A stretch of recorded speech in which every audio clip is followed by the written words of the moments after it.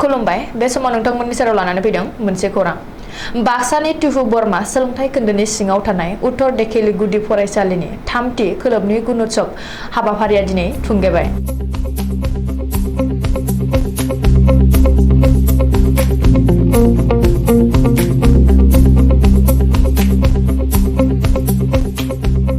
बाक्सानि टिहु बरमा सोलोंथाइ खोन्दोनि सिङाव थानाय उत्तर देखेली गुदि फरायसालिनि 3थि खोलोबनि गुणोत्सव हाबाफारिया दिनै थुंगेबाय।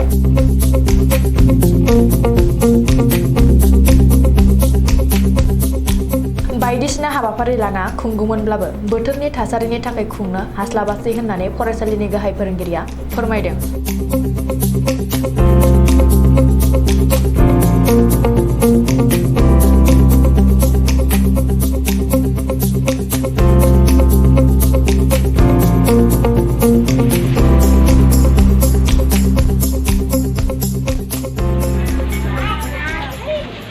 दिनै जोंनि उत्तर देखेली गुदि फरायसालिनि 2021-22 मायथाइनि गुणोत्सवनि नैथि सान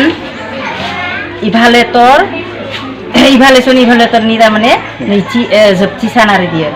बे सानखालि जोंनिया 9 रिंगायाव 8 रिंगा 45 जोङो इभालुएटर सारखौ बरायनाय, बेनि उनाव जों 9 रिंगायाव आरज जथायनाय, बेनि उनाव जोङो 9:30 जों 9:15 जोङो फरायसालिनि एटेन्डेन्स बिजिरनाय नायनाय थारमाने, बेनि उनाव 10 बाजिनिफ्राय जोङो ओइ गाज्रि बोथोरनि थाखाय जों 10 बाजिनि उनावसो माबाफोरखौ पेपारफोरखौ राननो हादों आरो। बेनि उनाव जोङो जेरैबायसा जोंनिया बेयाव सामलाय आफादनि हेफाजाब दङ, मादार ग्रुपनि हेफाजाब दङ, बेनिफ्राय माबानि दोङो बिगोमानि दोङो, बेनि उनाव बेयाव गामि उन्नयननिबो बाहाय हेफाजाब दं आरो बेयाव उत्तर देखेली गुदि फरायसालिनि बेन्दोङाव थानाय इउथ क्लाबनिबो जोंनिया हेफाजाब दङ।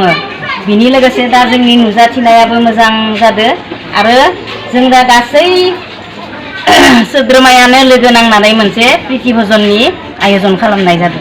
फरायसा दं गासै जोङो दा क थाखोखौ हमोब्ला बेयाव गासै 33 फरायसा दं, खिन्थु दा इभालुएसना 1 थाखोनिफ्राय 5 थाखोसिम जागासिनो दङ। बेनो आरो।